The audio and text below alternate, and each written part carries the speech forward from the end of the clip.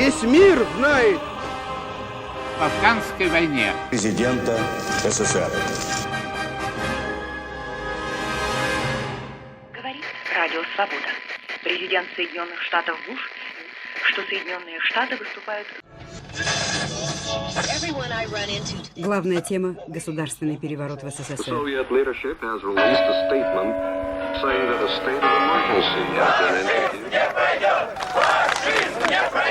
Соответственно, объявляем незаконными все решения и распоряжения этого комитета.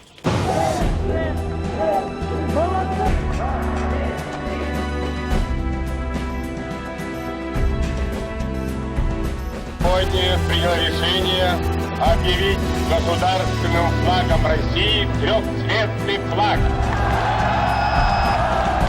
Четверть века назад рухнул Советский Союз. Крах СССР затронул судьбы миллионов семей на постсоветском пространстве. Прощание с империей сопровождалось гражданскими войнами, гибелью тысяч и тысяч людей, перекройкой границ, массовым переселением и многочисленными трагедиями, нашедшими отражение в судьбах множества семей.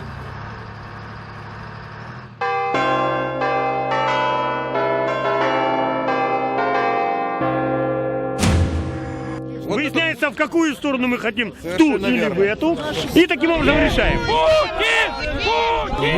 Аллаху ахад, Аллаху самад, лам ялид ва лам юлад. Господи, помилуй, Господи, помилуй.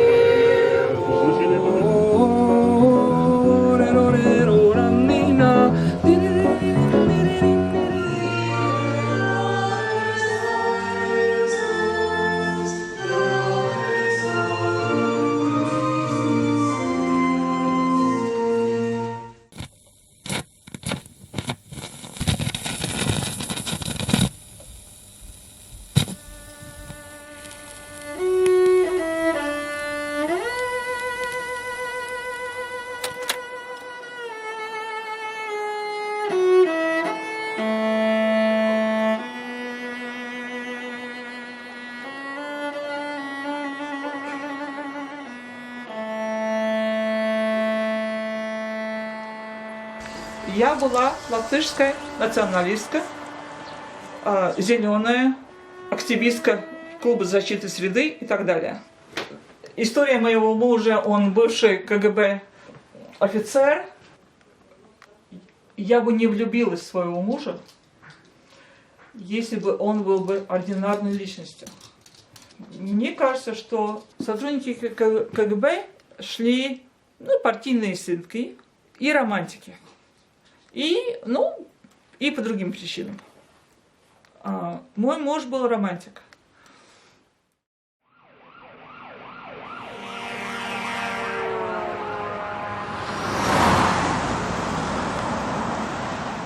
Всегда это здание называлось угловым домом. И вот именно в углу, там, где виднеется табличка, там была приемная КГБ Латвии. Когда меня задерживали, я должна была ходить там.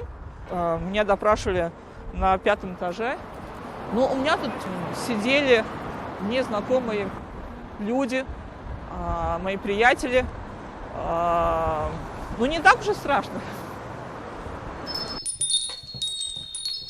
История Анды Целма нетипична, рушит все стереотипы. Латышская националистка, активистка Народного фронта, дочь русского ученого-кибернетика и диссидента Юрия Атряшенкова вышла замуж за офицера КГБ. Детство Анды прошло в Москве. После смерти отца и окончания школы в Сокольниках она вернулась в Латвию. Ее бурная политическая деятельность пришлась на Горбачевскую перестройку. На студентку университета обратили внимание комитетчики. Так в ее жизни появился куратор, выпускник школы КГБ Александр Халтурин. Последовали вызовы в контору.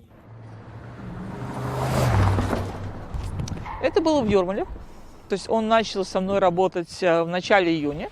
Мы с ним куда-то ехали. Какое-то удаленное место в дюнах, где мы разговаривали. И вот я прекрасно помню. Жаркий день. И я была в купальнике. Я прекрасно помню, как я подтягивалась, чисто провоцируя. Ну, наверное, тогда я его начала действительно серьезно воспринимать мужчиной, Ромео. Я когда Анда меня познакомила, и она сказала, он работает в КГБ, я так растерялась и думаю, ну, мало в жизни бывает. Я говорю, Анда, и, может быть, ты тоже работаешь? Может быть, тебя завербовали? Ну, да.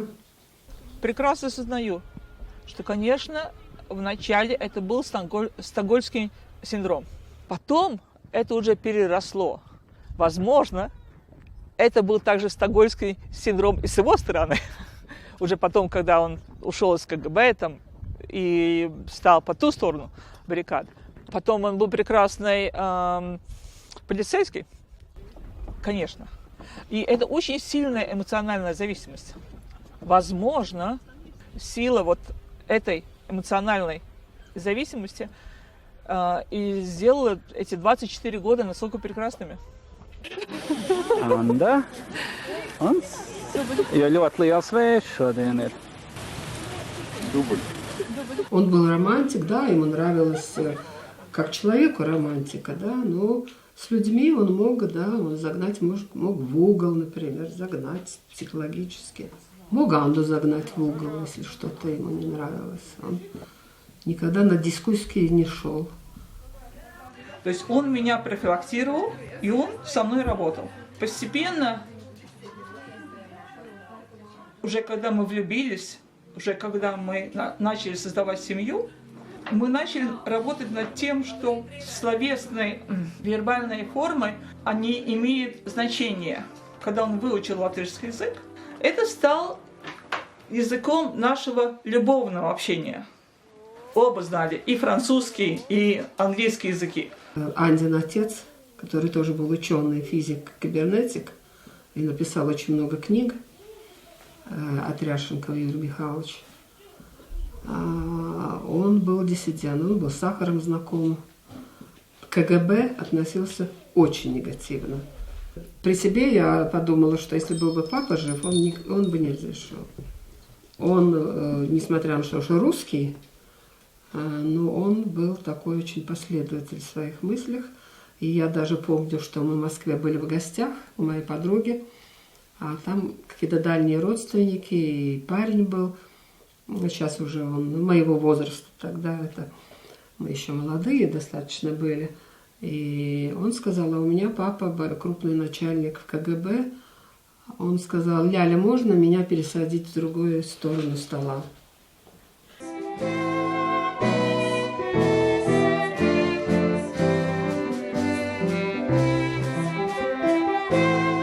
Анда и Александр поженились осенью 1989 года.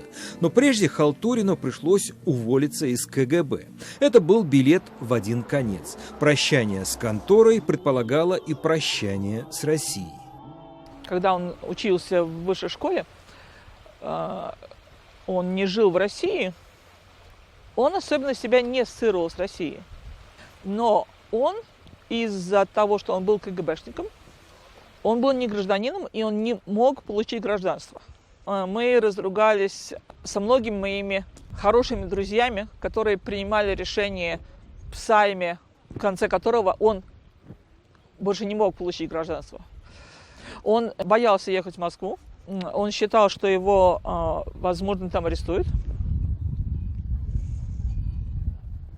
Я туда ехала одна.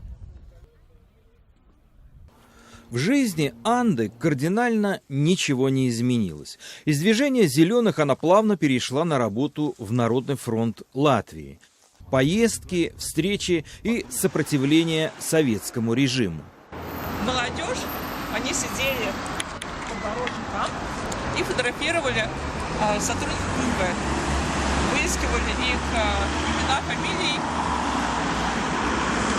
Этой молодежи было 17, 18, 19 лет. И им казалось, мне тогда тоже казалось, что мы как-то занимаемся подрывной деятельностью. Когда меня задерживали, на тот момент мне 24 года, значит, когда я занималась активно той деятельностью, которую мне приписывали, то, что я идейно вдохновляла, это была формулировка, более молодых людей на противоправные действия.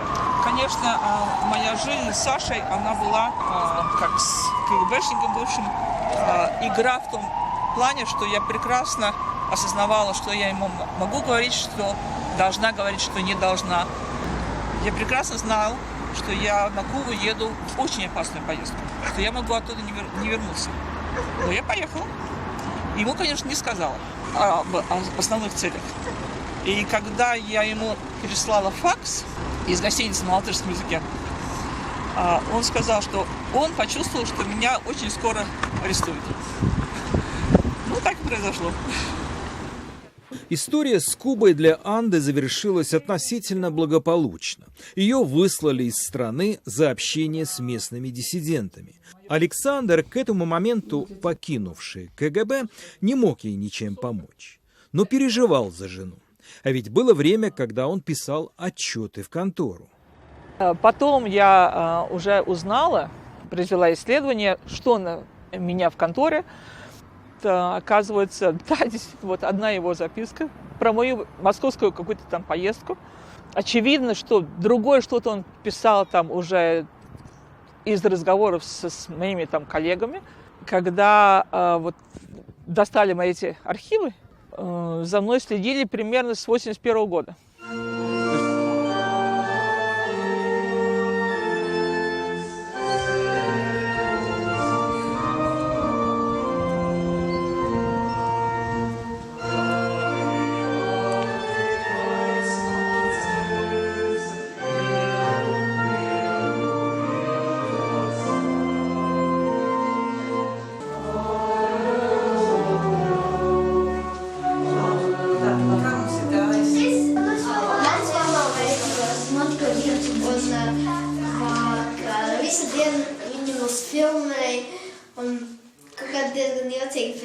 Ap 9 mamma, ap 8 cikās.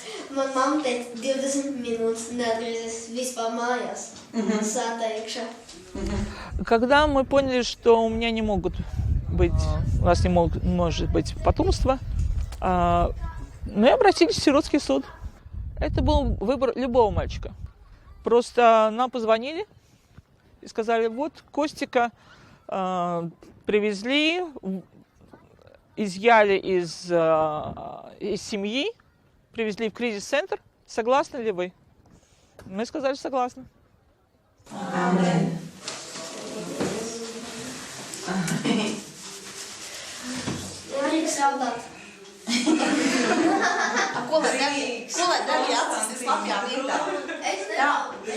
Dievs pieskarās, tu nevar neraudāt. Vienkārši ir jāraud.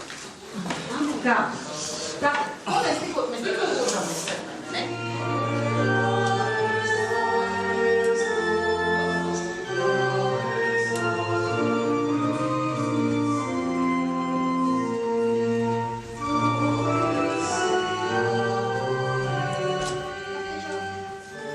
За 24 года моего очень счастливого брака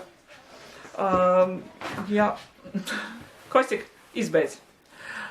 Я могу сказать, что я придерживалась принципа, что есть какие-то границы, которых никогда нельзя переходить. Я не понимаю, почему они из-за маленьких, там, из-за таких маленьких крепитас, почти ни за что они всегда ругались. Папа Костика последние 1,5 года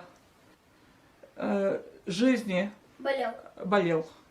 Он был болен раком. Люди, которые больны раком, у них меняется достаточно много. И они начинают ругаться по очень многим вещам. Он такой белый совсем был. И когда мы были на его,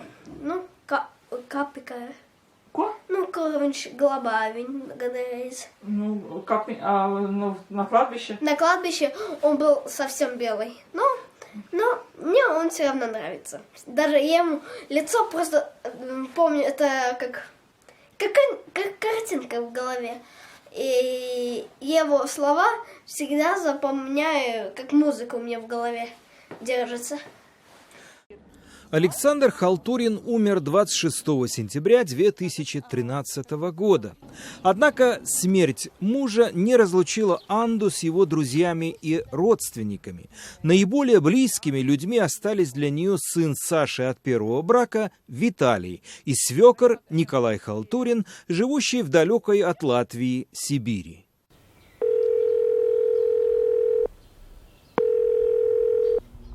Алло! Папа Саша, здравствуйте! Я вас поздравляю с большой победой, с великими, прекрасными достижениями. Да, все со мной хорошо, но через несколько дней, наверное, поедем на кладбище. Нужно сделать, весеннюю уборку, так что вот, потом расскажем вам. К памятнику освободителям Риги в День Великой Победы возлагают председатель Рижской думы Нил Ушаков, чрезвычайный и полномочный посол Российской Федерации в Латвийской Республике Александр Альбертович Вишняков. Я тебе дам сейчас в морду.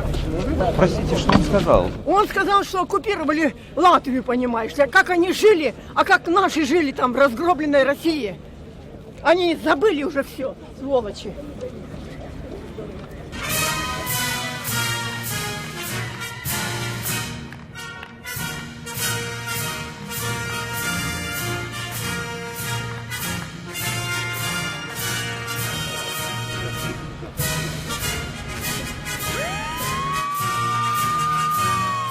Путин глава огромной страны, и, к сожалению, он чувствует себя как на войне. И он использует военные приемы. Обработки массового сознания, вот то, что сейчас происходит вокруг празднования 9 мая, вокруг Георгиевской ленточки, это, конечно, пропагандистский цирк. И я думаю, что Саша, и когда он был жив, мы абсолютно никогда не интересовались событиями у мемориала, но мы всегда уважительно поздравляли его папу.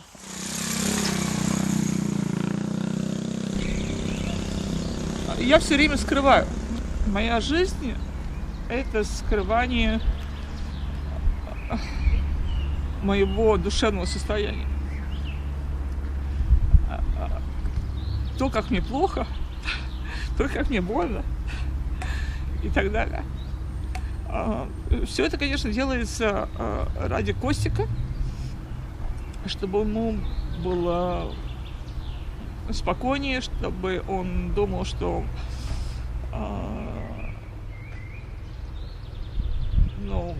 он живет в счастливой семье, как и это и есть, он живет в счастливой семье. Ну да. То есть это были слезы слабости. Для себя это я всегда объясняю, что когда я плачу, это я слабая.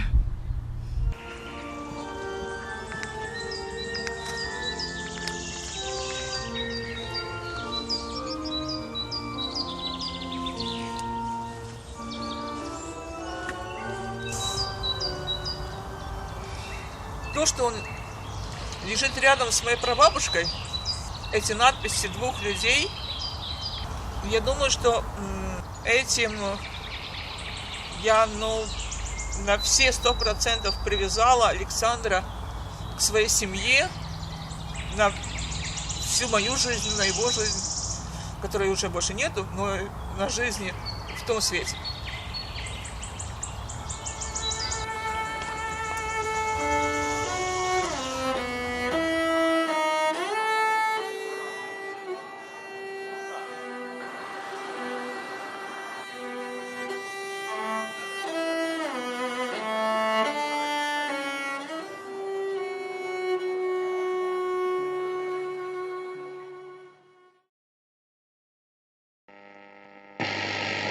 station says the current difficulties are... Теперь только для... В первой минуте матча следует бросок Майорова. На этом мы заканчиваем передачу футбольного матча. Вел эту передачу Коте Махарадзе. Внимание, внимание!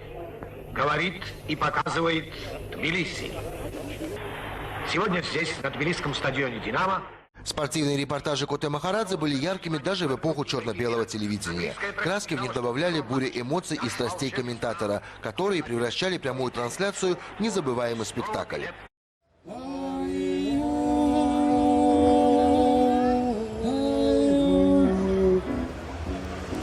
Они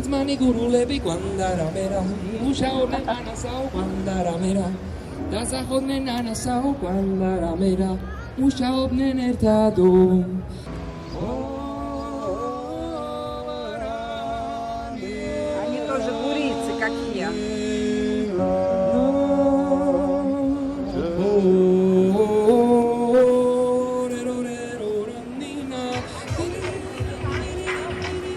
Мака Махарадзе и ее большая родня знамениты на всю Грузию. Актеры, режиссеры, музыканты, художники, творцы разных поколений. Самый известный человек из этой династии – ее отец Коте Махарадзе. Я далека была очень от футбола. Знаете, почему это произошло? Потому что у меня брат, который этим хорошо занимается и знает все лучше всех. Даже иногда говорят, что слишком много я пользуюсь жестикуляцией. Это точно от него. Он тоже так разговаривал. Это да. Но вот именно голос, это у нас абсолютно разный. Ищи всегда свой стиль, свою манеру, запоминай одно, что футбольный матч – это не партсобрание. Популярность Коте Махарадзе в Советском Союзе была сопоставима с популярностью его коллеги, короля спортивного репортажа Николая Озерова.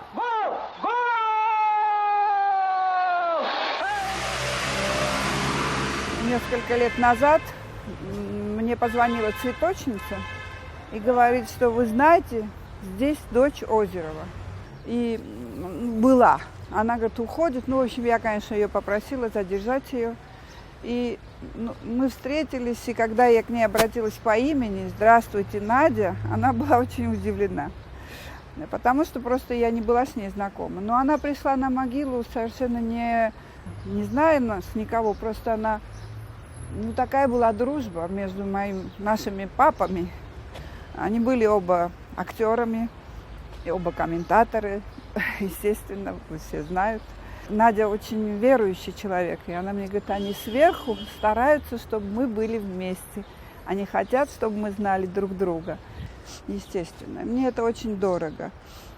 Она говорит, что у нас на стене до сих пор висит кинжал, подаренный Коте, и фотография, где они вместе. Говоря о Коте Махарадзе, нельзя не упомянуть его музу и партнера по сцене, известную в Грузии и за ее пределами актрису театра и кино Софико Чаурелли. После распада Советского Союза Коте стал реже приезжать в Москву. Казалось, о нем забыли на российском телевидении. Но тут на очередном его юбилее в 2001 году Махарадзе исполнилось 75.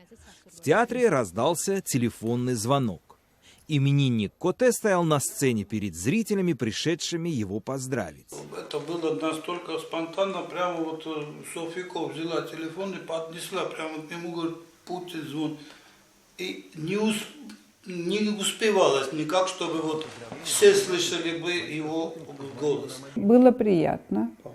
И должна сказать, что после его смерти мы получили очень теплую телеграмму от Путина. То, что ушел из жизни человек, который способствовал нашим добрым и хорошим отношениям. И что, в общем, очень хорошо это было сказано. Тогда, во всяком случае, это было очень приятно. Прошло несколько лет, и Путин двинул войска на Тбилиси. Ой, не надо, не надо. Об этом не буду говорить. Не буду. Это больно. Очень больно. Очень больно. Очень больно. Мака Махарадзе – актриса. Снималась у таких прославленных грузинских режиссеров, как Атар Иоссилиани и Ираклий Кверикадзе. В прошлом солистка балета, ныне основатель студии «Танцкласс» Верийского квартала.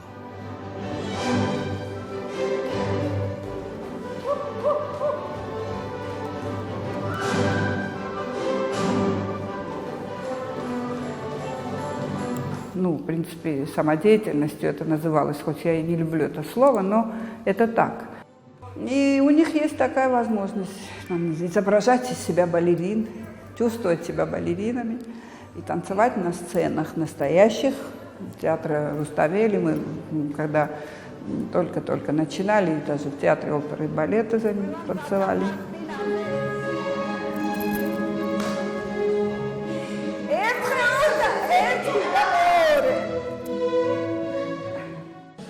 Коллектив Махарадзе пригласили выступить в Москве. Последний раз Мака была в России 10 лет назад.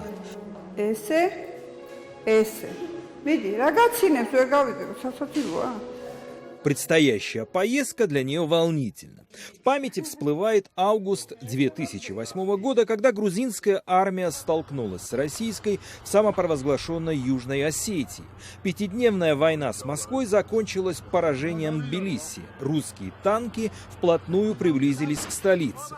Сотни погибших, тысячи беженцев, массовая депортация грузин из России и разрыв официальных отношений с северным соседом. Мака много раз отказывалась от поездок с детьми в Россию, но на этот раз приняла приглашение, прекрасно понимая, как болезненно в Грузии воспринимают любые контакты со страной-агрессором. Иначе Москву в Тбилиси не называют. Мы принимаем это всерьез. Нам обидно. Но не хочу о политике говорить, совсем не хочу.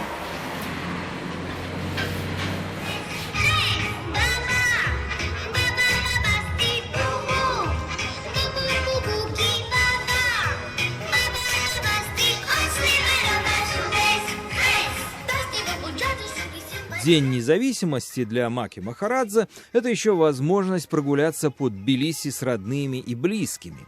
На этот раз компанию ей составил внук Дата, актер и режиссер, чьи спектакли идут в театре Королевского квартала.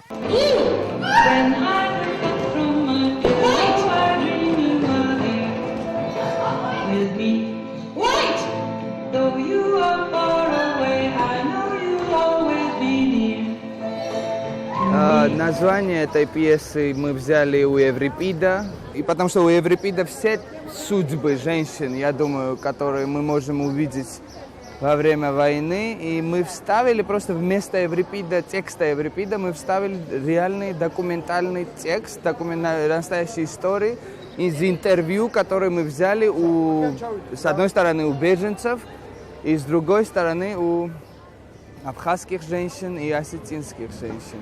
Знаете, вот я сейчас вспоминаю, Коте писал Махарадзе, что театр должен быть вечным, как древнее изваяние, и каждодневным, как каждодневная газета. А по-другому мне абсолютно неинтересно, потому что я не занимаюсь тем искусством, которое существует как-то вне времени, вне нашей современности.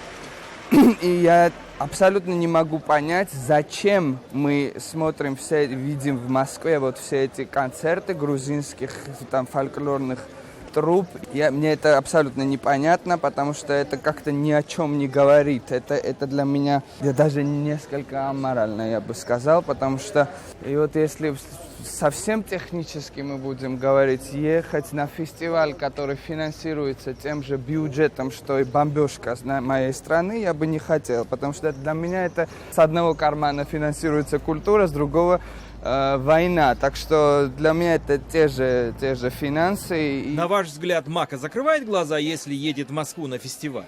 Я думаю, что то, чем Мака занимается, там обязательно ей надо туда ехать, потому что это дети. И там не может быть речи о политике, и там не может быть речи о чем-либо другом, чем мир и так далее. Это не похоже на моего внука.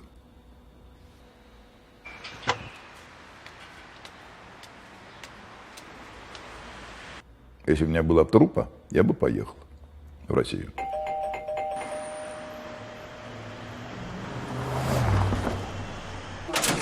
Свет здесь, свет там. Теймураз Мурванидзе – художник и сценограф. Оформлял спектакли в музыкальных и драматических театрах. Сотрудничал с Большим и Мариинским театрами. В Мариинском, во времена СССР он назывался Кировским, был главным художником.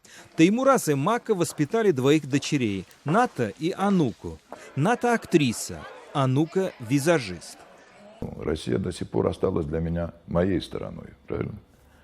Весь Советский Союз, везде говорят по-русски, пока еще. Вы знаете, мы, люди, как бы стали монументальными, потому что у нас было раздолье, вот, размах огромный, и где мы были всегда свои. А сейчас мы в маленькой масюсенькой стране, хоть и сладкой, красивой, уютной, любимой, любящей, но не хватает размаха. Для моего тестя Коте Махарадзе, например, это было в Советском Союзе знали все. 3 этих гениальных, поразительных комментатора. Озеров, Коте, Набутов, великолепные, да? И вдруг у тех осталась только Россия, у Коте только Грузия. Представьте себе. Это не профессия, а это любовь уже. Это громадная страна тебя любит, ты любишь всех. И вдруг этого нет. Это я не знаю. Поэтому, наверное, кто-то и ушел из жизни так скоропостижно.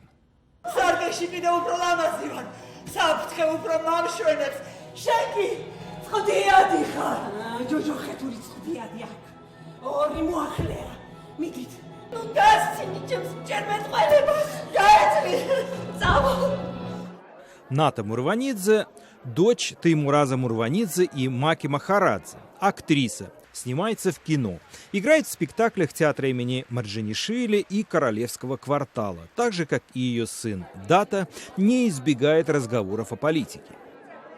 Так как я, наверное, представительница среднего поколения, я рада за своего сына и за его позицию.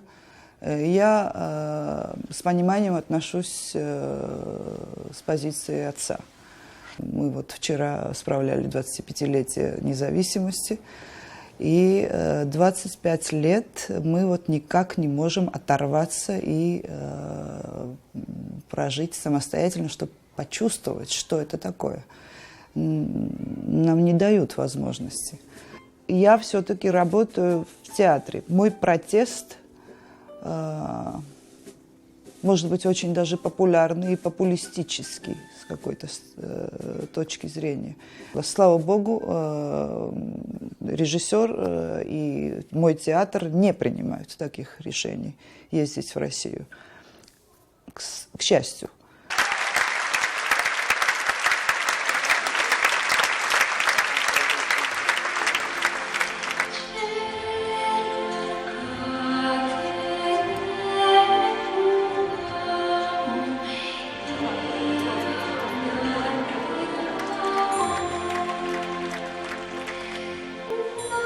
Натука Кахидзе – актриса и певица, дочь известного в Грузии дирижера и композитора Вахтанга Кахидзе. Натука играет в спектакле «Женщины трое», поставленном ее супругом Датой Тавадзе. Поехали бы со спектаклем, если ваш театр пригласили? Почему нет? Вот да. Вы бы поехали? Я бы поехала. Без мужа. Без мужа. Без мужа. Вот почему еще обостряются вот этим, чтобы не поехать? Наоборот. Надо это сгладить. На, Костя, ты возьми водичку. Своя позиция и у младшего Коте Махарадзе, внука знаменитого спортивного комментатора. Коте – режиссер, только начинает свой путь в кино. Полярность мнений за одним столом никак не нарушают правила и традиции этой большой творческой грузинской семьи. В принципе, на какой-то процент согласен с Датой.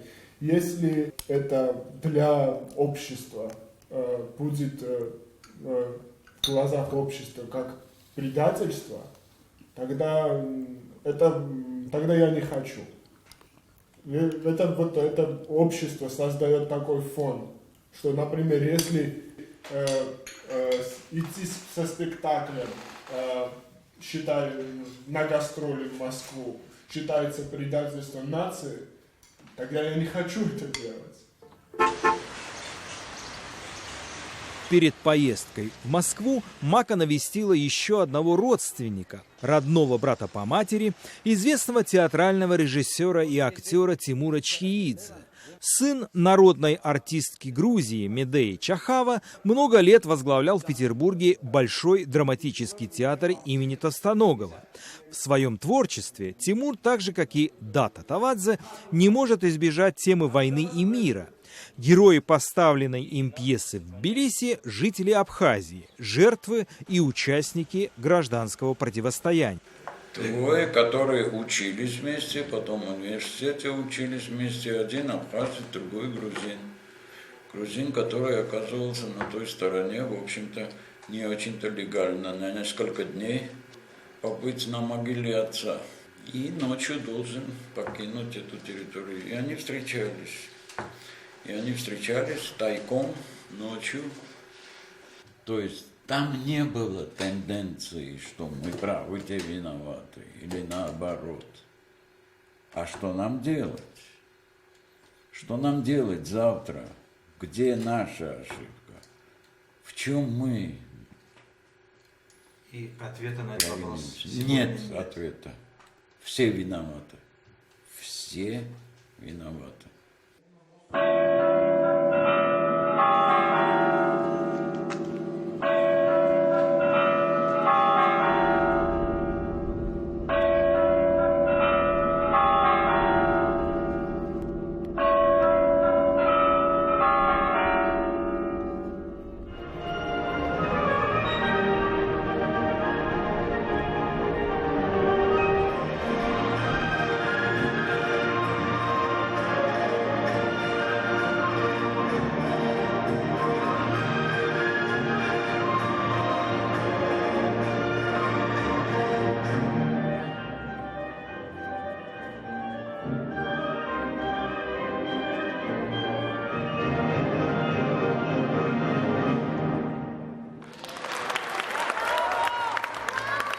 Я волновалась.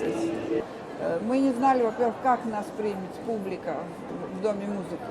Но они знали, что у нас не очень добрые отношения. Да, они знали. Знали это. И были напряжены тоже в этом смысле, но это напряжение было снято вот таким добрым приемом, теплым и добрым приемом. Я уверена в этом, что надо налаживать отношения. Я так думаю, как говорит Фрунзик Макартасян.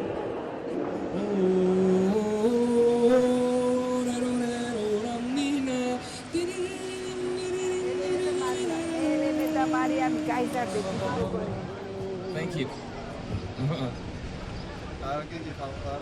Как вас зовут? Ника. Ника. Что вы сейчас играли? Грузинский музыка. Песня. О чем? О чем? This is some parts that you can feel the good motivation and the good, how to say, mood. Okay. Nice to meet you. I Nice love to you meet guys. you. Thank you. Bye. Thank you.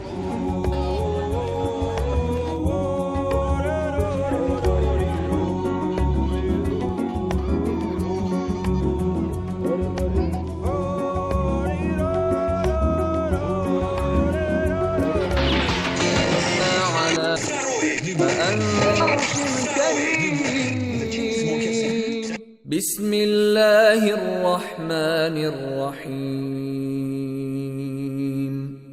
قل هو الله أحد الله الصمد لم يلد ولم يولد ولم يكن له كفوا أحد بسم الله الرحمن الرحيم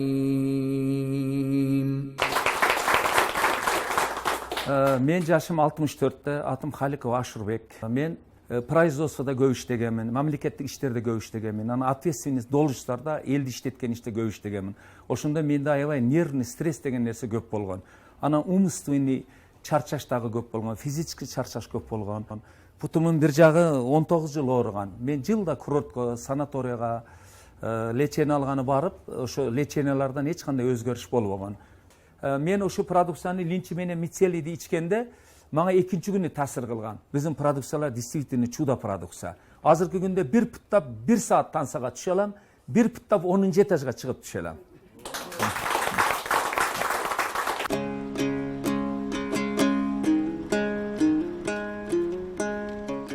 Раз в год, накануне окончания поста Рамадан, глава большого семейства Ашурбек Халиков совершает паломничество на священную гору Сулейман-Тоо. Он тратит на это путешествие почти целый день. После захода солнца праздничная трапеза в окружении родственников и вечерний намаз. На вершине хребта Ашурбек будет молиться только об одном – чтобы не было войны. Почему для меня важно вот совершить хадж, маленький хадж Сулейман гору? Потому что у меня семья интернациональная. Например, Зият Алимджан, узбек, он в Саиде живет, у них 3 детей. Невеста Катя Екатерина Николаевна, русская, она ислам приняла. У них с исламом живет 4 детей, уже 10 лет у нас живут. Еще дочка младшая Гульджамал живет в Казахстане, городе Чимкенте. Зият уйгур, мать казашка, у них 3 детей. Я их хожу и Богу прошу, чтобы было все нормально, было спокойно, взаимно друг друга понимали и спокойно жили.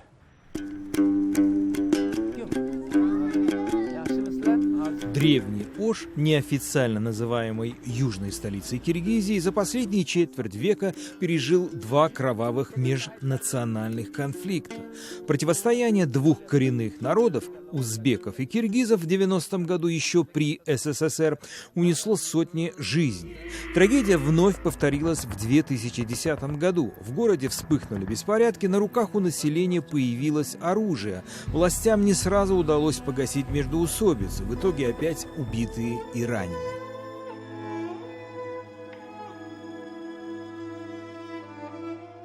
Это все неожиданно получился, потому что это сценарий в другом месте разрабатывался. Может быть, иностранные, другие, третьи страны. Когда вот здесь вот война была вообще, вот я, например, староста села был, я возглавлял все села, все слышали, все подчинялись мне. Раз вдруг не стали подчиняться, а там уже чужие люди были. Неизвестно откуда, прямо в масках вот так, вот это как ниндзя сделано, вот так. Морда закрыта. Раббана атна фи дунья санатан ва фил ахирати хасанатан ва қина қабран азабан нар рахматика архам. Бұл жерде шу Құран оқып ошолорго тазим кылып кетебиз. Авалгыда Алла зияраттарыбызды кабыл кылган болсун. Бұл жерде өзбеги дагы мына кыргызы дагы аралашып жатат. Бұл жерде өлгөндө аларга өзбек кыргыздын кереги жок. Карашалы окуяда эч кандай күнөөсү жок балдар өлүшкөн. Ошондуктан ошолордун урматына сыйына Алла разы болгон болсун ушул жерде Куран окушка мен өзүмө милдет деп билем.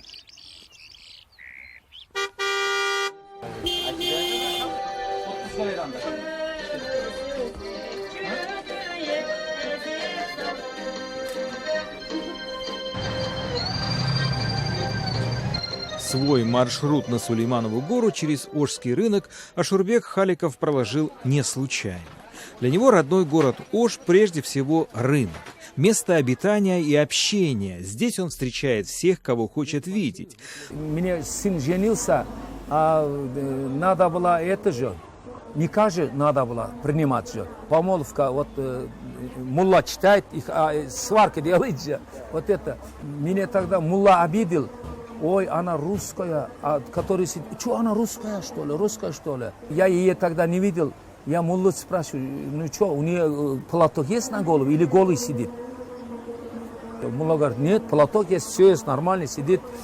Я потом говорю, зато, говорю, сын 5 раз намаз читает, он, наверное, научит, потому что он меня обещал.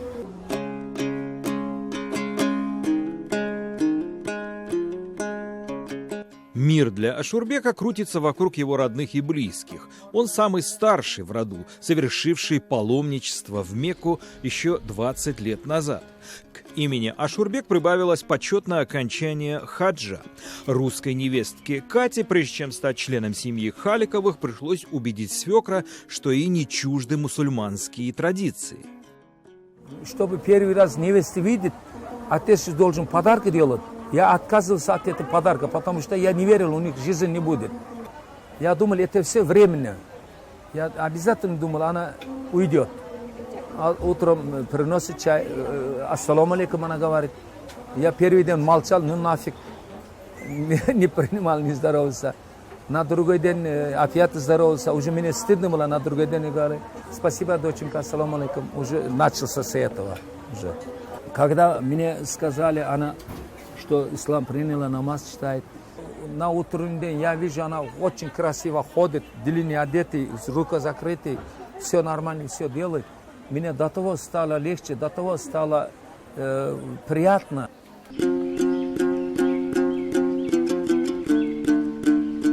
Ашурбек Халиков давно на пенсии. В советские времена работал мастером цеха на хлопкоочистительной фабрике. После развала СССР и краха местной промышленности ушел на вольные хлеба, мелкая торговля, домашнее хозяйство. Рыночная экономика ему явно не по душе. Выбрал бы социализм. При социализме хорошо жили.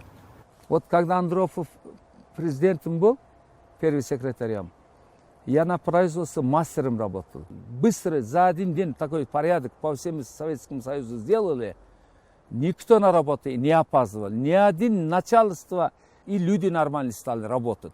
Дисциплина была до того, четко было все.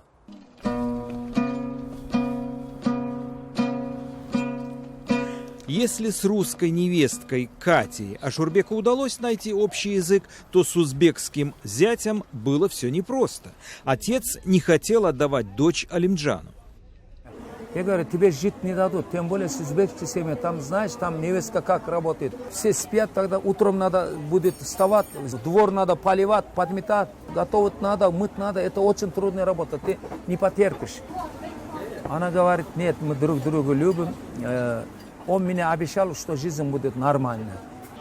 Я сначала не рассказывал, потом все-таки пришлось рассказать, что я семейный человек, так, вот не знаю, что мне делать. Хочу развестись. Тогда мы уже успели друг друга влюбиться. И она сказала, если ты разведешься, я за тебя замуж не выйду. Она сказала, я буду лучше второй женой тебе. Но я против, чтобы ты разводился со своей женой, потому что у тебя 2 детей. Тогда у меня 2 детей было. Ну, справились. Это судьба. Да? Любили друг друга, поэтому за чужое горе счастье не устроишь. Может, от этого, наверное. У главы семейства Алимджана Хамидова в общей сложности 6 детей. 3 от Саиды и 3 от старшей жены Малики. Все они живут в одном доме, разделенном на 2 женские половины. Алимджан и его младшая жена Саида работают в Аше. Он водителем, она врачом. Старшая жена Малика на сезонные заработки уехала в Россию.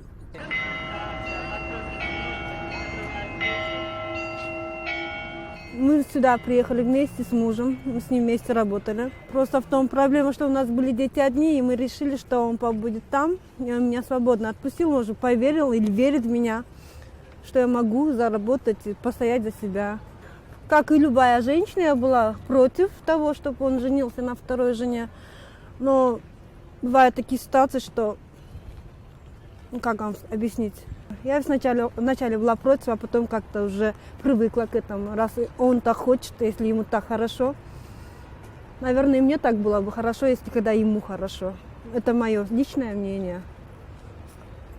قد أفلح المؤمنون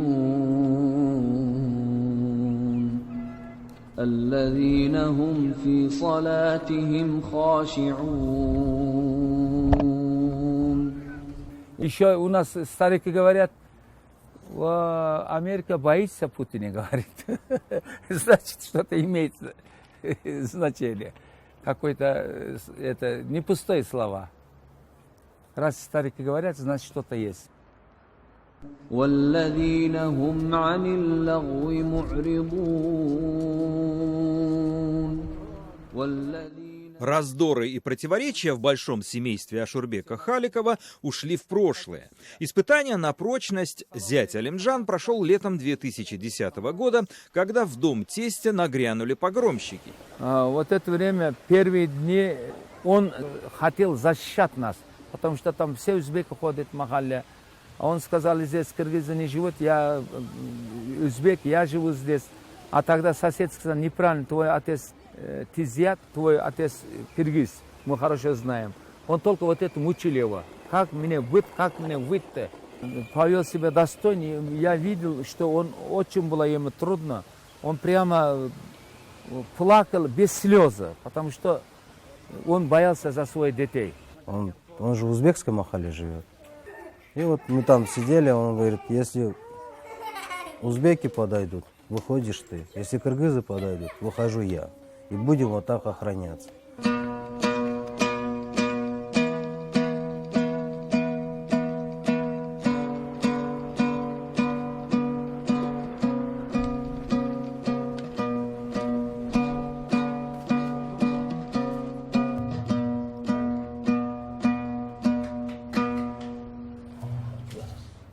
Ассаламу алейкум рахматуллах. Ассаламу алейкум ва рахматуллах. Астагфируллах, астагфируллах, астагфируллах, астагфируллах. Аллахумма анта ассалам, минка ассалам, табарак. Большой мечту совершили. Вот целый год ждали этого дня. Вот священный сегодня, завтра Нураза Байрама и послезавтра. Вот как раз хорошо получился у нас все. بسم الله الرحمن الرحيم قل هو الله أحد الله الصمد لم يلد ولم يولد ولم يكن له كفوا أحد. Смотрите, вот Бог, видите, Бог какой милосердный. Вот здесь, смотрите, вот узбек, кыргыз, вот видите, вон в питейках, да, вот колпаках, все нормально, вот здороваемся, вместе учимся, вместе кушаем, вместе намаз читаем, все нормально. Но вот видите, и Ленин с нами, это уже, это честь, почет, уважение СССР. Правильно, да?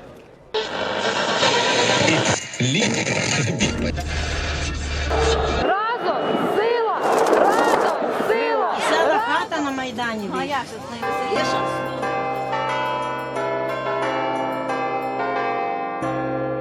Мы сами разберемся у себя в стране. Не надо нам навязывать какие-то курсы.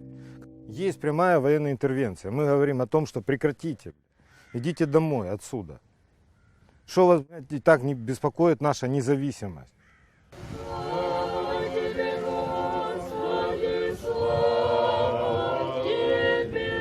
Помилуй нас, Боже, по всей милости Твоей, молим Тебя, услыши и помилуй. Господи, помилуй, Господи, помилуй, Господи, помилуй. Спасение Боже, Спасителя наше, пование всех концев земли, сущее мородолечие, и милости, были владыка грехи наши, и помилуй мы. Амінь. Що ми маємо на сьогодні? У нас війна. У нас не міжусобна війна. У нас війна з Росією. Вірніше, це у них війна з нами. Її треба захищати, нашу країну, від агресора російського. Господу помолимось.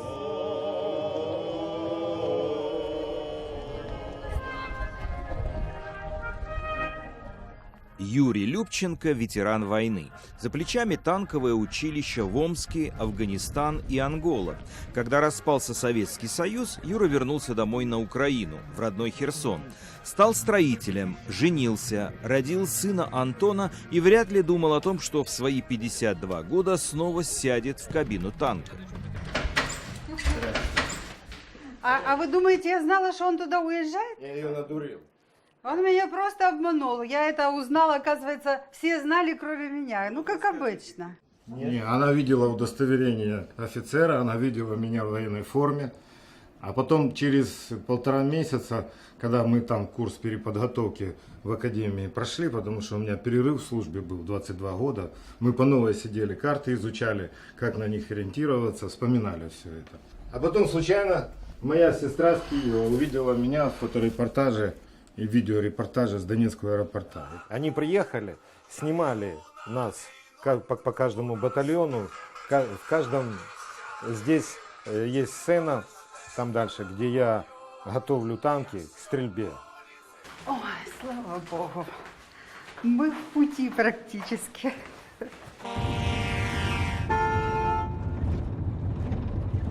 У меня еще так сложилось, что после Афганистана, пока я успокоился немножко, вязать научился, чтобы ни с кем не общаться, сидеть в углу. Тем более я еще продолжал служить в армии. И тут меня посылают обратно в Анголу. И обратно в эту же среду я приехал. Но тут уже в качестве военного советника воевали сами там анголезцы. Ну и были там еще кубинские добровольцы, 2 полка, которые оказывали им помощь. Там Фидель Кастро им оказывал эту помощь военную. Я уже четко понял, зачем мы здесь находимся. Вот этот режим, который там есть, он будет сидеть. Мы уйдем, будет так же, как в Афганистане. Что вместе с нами сразу уйдет оттуда 1 миллион человек. Приехал, было всеобщее признание, было уважение. Тот почет, который держал Советский Союз, нам оказывал, там видели год. Квартиру мне в Симферополе там быстренько дали. Я приехал в отпуск сюда, а бабушка моя, которая меня практически воспитывала здесь у нас, в Херсонской области, в Белозерском районе, из запорожских казачек. В 3-м поколении тут жила, и в 108 лет она представилась. И когда я приехал с Афганистана, потом, конечно, она ничего долго мне не говорила. Потом она в конце концов сказала: сынок, а ты же там все-таки был оккупант, такой же, как вот тут вот у нас ходят, которые нас сразу после Великой социалистической революции тоже оккупировали Украину. Она говорит: ты точно таким же там был. И я тогда вот первый раз задумался, потом начал читать активно Проханова, всех исследования, которые показали, каким образом мы вообще там оказались в чужой стране, со своими танками, самолетами, артиллерией. И потом уже потихоньку пришло осмысление того, что это просто была оккупация с целью того, чтобы там насадить коммунистический режим.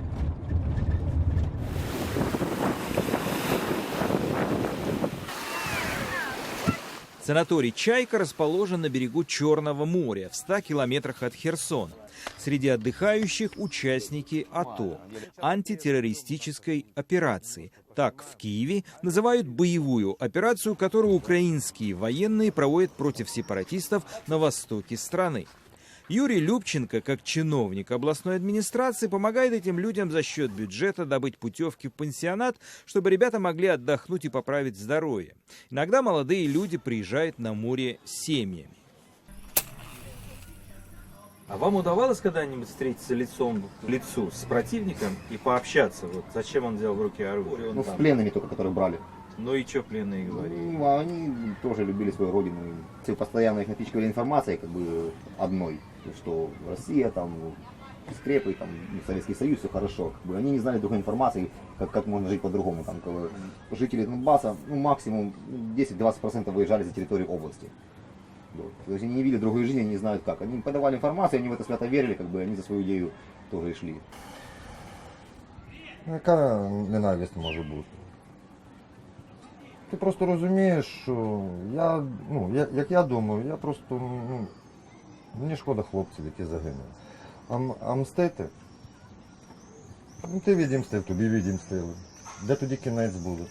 То буде вічно продовжуватися. Хтось має бути мудріший. Ну, а нема до них,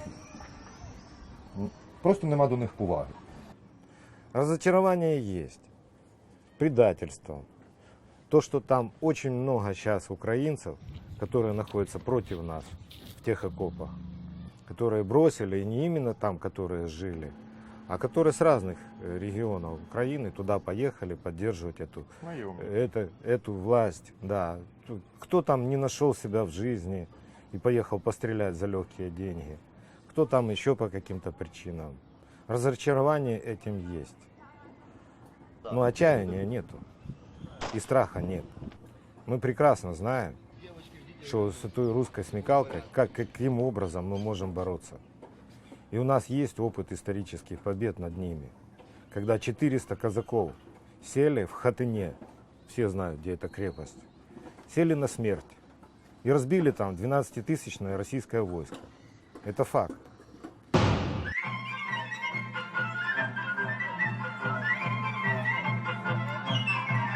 Дорогі земляки, саме тут, на цих схилах, писалася перша Конституція України. От, і тут були козаки, і в них тут була своя січ, і вони обороняли Україну. І перша Конституція була прийнята ще Пилипом Орликом. И вот здесь вот уже в 1711 году, когда сюда они перебазировались, то была и принята вот эта первая свод договоров и правил, как себя вести здесь на территории вот этой сечи, Каменской сечи, для громады казаков, которые тут жили со своими семьями. Это первое громадское объединение такое большое было, суспільство наше, украинское. Херсонцы красавчики. Ну, как всегда, как всегда. Доказательство российской агрессии. Фугас, это тушенка русская, грибная, да, паштет. Это когда наши Широкино освободили, они вот побросали, и нам ребята передали доказательства того, что вот, пожалуйста, русский военторг, да. Да.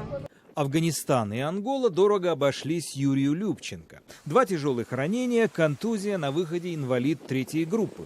И все же ветеран 2 войн остался служить в советской армии. Но тут грянул августовский путч 91 года. СССР буквально рухнул в 3 дня, к чему Юрий совершенно не был готов.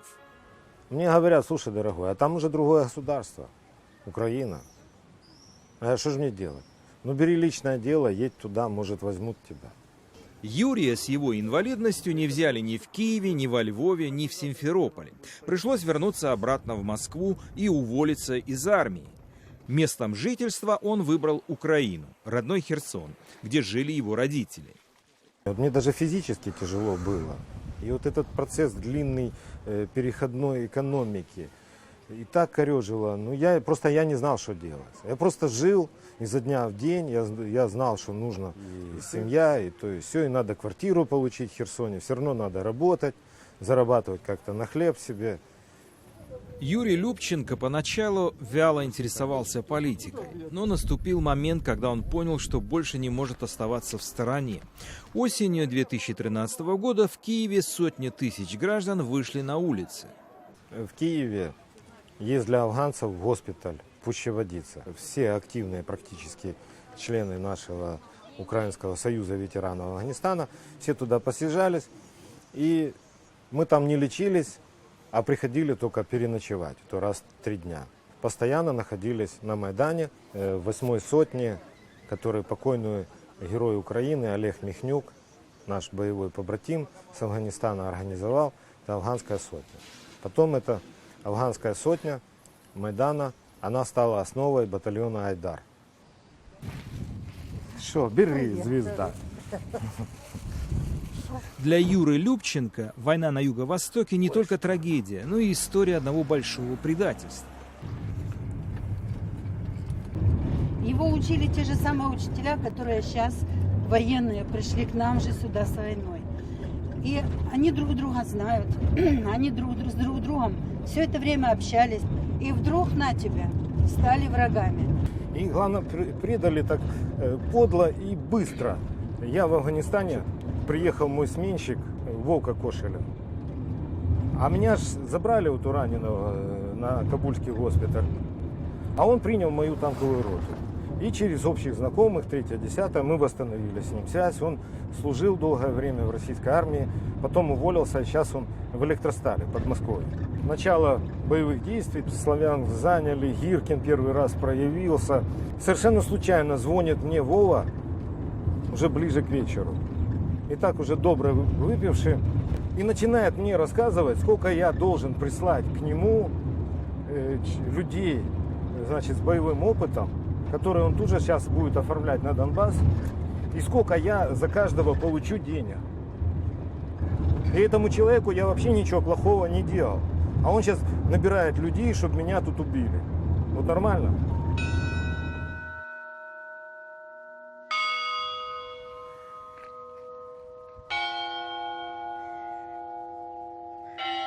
Мы сами разберемся у себя в стране. Не надо нам навязывать какие-то курсы, которые нам Москва сейчас навязывает. Вы не должны туда идти. А если вы еще противитесь нам, то мы вам сейчас военную агрессию, мы вам сейчас полномасштабное вооруженное наступление устроим. И могут в любой момент. И мне придется опять, отслужив год на Донбассе, обратно туда идти, защищать Украину. Потому что нет у нас боеспособных, нормальных мужчин, которые можно туда идти. Кто можно, те уже все были там. Душой тіло ми положим за нашу свободу і покажем, що ми браття козацького роду. Я лично представитель движения «Солидарность». Я придерживаюсь либеральных взглядов, да, демократических. Я думаю, что здесь есть люди и левых тоже убеждений. Здесь, кроме того, есть люди, которых я и не знаю вообще, и мне не интересны их политические убеждения. Мы все сейчас выступаем против агрессии нашей страны, против Украины. Поэтому вся кровь, которая там сейчас льется, по моему глубокому убеждению, у него на руках, у этого человека. Мы его выбрали, вы выбрали, а вы называете его так. Вы, может, выбрали, а я не выбирал. А почему вы русского обвиняете в таком Если деле? он русский, это не значит, что он... Почему? Мадам, Почему с вами невозможно, вы русского с вами невозможно разговаривать. Нашего президента. Товарищ сержант, уберите, пожалуйста, скаженную бабку. Конечно. Я его избиваю. с вами с удовольствием поговорил, если вы умели слушать. Вы слушать не умеете, вы только задаете вопросы. Это вы не умеете я понял, слушать. все, мадам. Это вы не умеете слушать. Я понял. Да.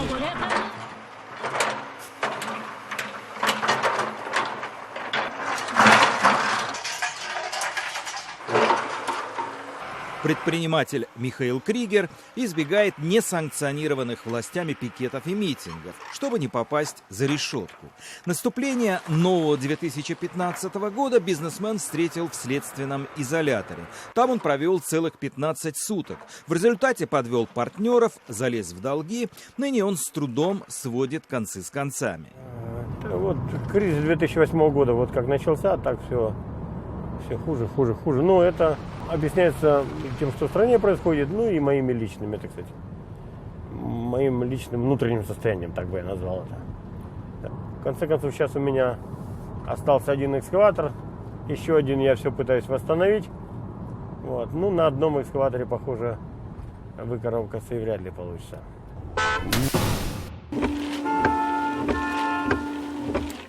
Кригер во времена СССР служил в рядах советской армии, строил БАМ, работал экскаваторщиком. Я тогда был глубоко советским человеком. Мне тогда казалось, что это синонимы: коммунизм, советская власть, справедливость, честь, совесть. Мне казалось, что это вещи одного порядка. На БАМе мы познакомились. Она приехала туда, у нее, так сказать, такая драма произошла, у нее ребенок умер, и вот, видимо, так сказать, вот она уехала опять из Москвы туда, на БАМ, где до этого была еще до меня. И там она работала у нас в бригаде, там у нас такой роман случился, так сказать, производственный. Она у нас была поварихой, там, комендантом, в общем-то, все такие бытовые, так сказать, наши вопросы, скажем так, решала. Мне, чтобы влюбиться, надо, чтобы женщина меня ошеломила, буквально ошарашила, так сказать, чтобы я просто так встрепенулся, думал, господи, да разбивают такие женщины. Вот что-то такое, собственно, это и произошло. А у меня все, вообще, кроме этого случая, все, так сказать, мои влюбленности были безответными, так сказать, причем я очень сильно об этом случае заболеваю, очень крепко. Как-то оно, так сказать, в конце концов, эта крепость пала, в общем-то, потому что, видимо, такая осада была. Все разошлись! Все спокойно! Это же правда, у Гитлера был очень высокий рейтинг, это же правда. Вы врете, пропаганда фашизма. Парасюк, пожалуйста, не мешайте. Идет пропаганда фашизма. Это пропаганда антифашизма. Пропаганда фашизма. А почему вы тогда в Москве находитесь, если вы не любите Путина? где ж нам Если вы не уважаете Путина? Снимайте, снимайте. И вы будете там сидеть, и Порошенко, и Меркель, и Обама, все будете сидеть. Все! Полицию, задержите урода! Задержите, смотрите, он вот это нарушение, его немедленно! Друзья, кто будет судить? Он что делал? Смотри, осторожней! Держи урода!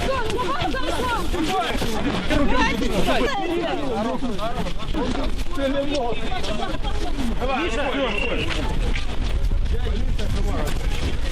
Ну уберите! Уберите его! Уберите его, сержант! Ой, не подъезжай! О боже! Это кал смачивает.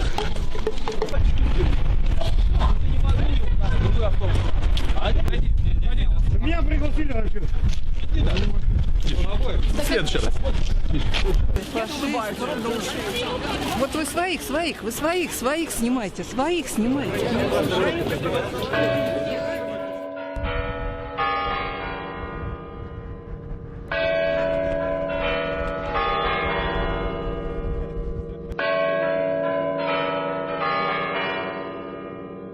То есть, согласен, то есть представьте себе, вот если бы не было ничего здесь, да, убили человека, ну все утерлись там, сидят по кухням, нам сопли размазывают.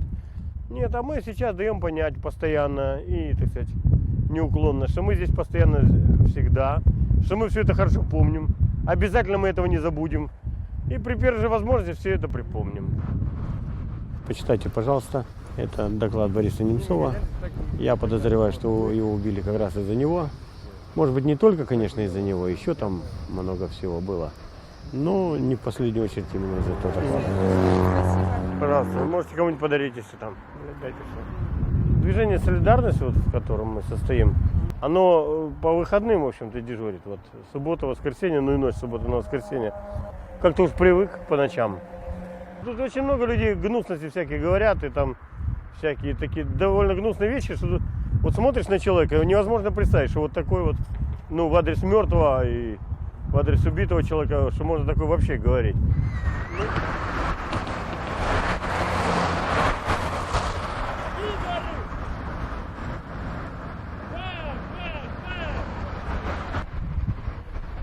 Вот, снимайте.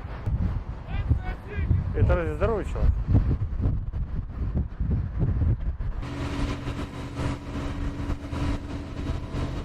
Это самый, что ни на есть, путинский электорат.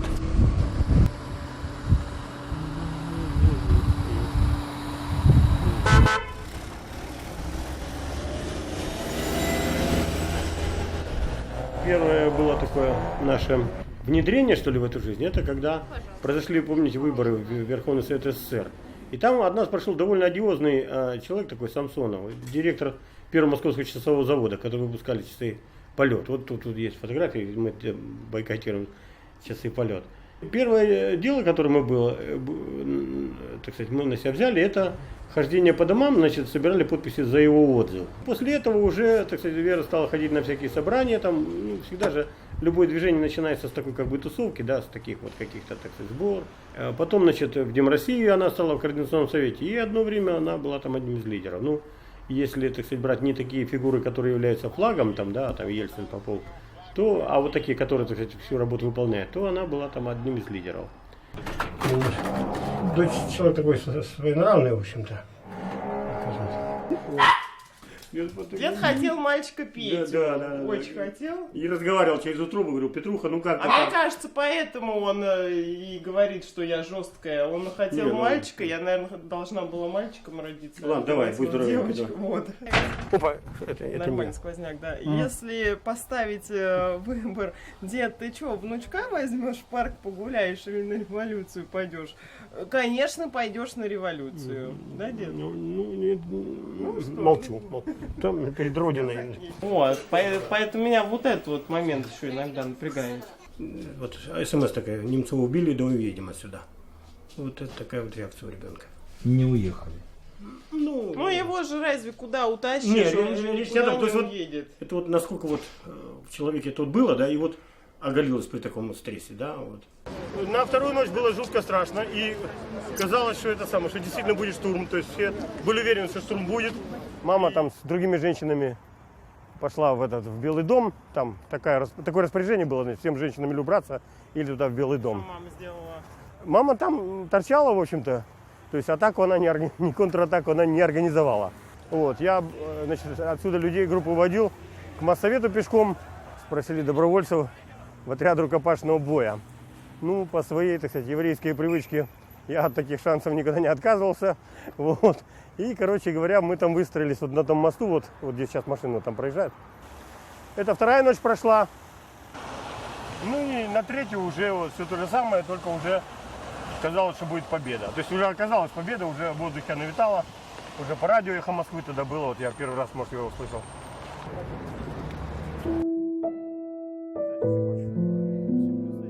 Ну, как, это официальный документ все-таки, это чудо.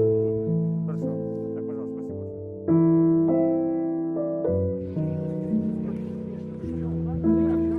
Но у Франции тогда стал развиваться рак, и где-то вот 2000, 2001, начало 2002 года это сплошная борьба за ее жизнь. Это целая серия операций, там таких каких-то очень довольно сложных операций. Умирала она, что называется, на моих глазах. И, вот. Ну, это было очень серьезное потрясение, было тоже кошмар. Ну и после того, как она уже умерла, и как-то я в этом смысле... А я же, так сказать, при ней, что называется, жил там у нее в больнице постоянно. То есть это же постоянно вокруг нее было. И тогда я еще более активно, так сказать, вот, ввязался в эту оппозиционную деятельность. То есть, когда, ну, что называется, руки развязаны были у меня уже.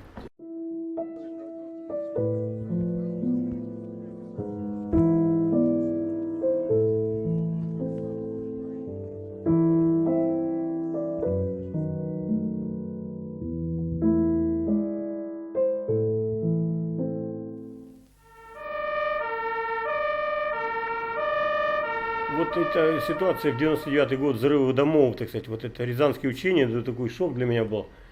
ФСБшных поймали на минировании жилого дома, после этого все взрывы прекратились. То есть я тогда понял, что эта война, вот, которую Путин развязал в 99 году, она предвыборная, она целиком посвящена его воцарению, и, собственно, для этого она была развязана. И в этом смысле все вот эти факты, вот встреча там Волошина с Басаевым, поход на Дагестан, так сказать, взрывы домов, в этом смысле все так складывалось в такую более-менее стройную картину.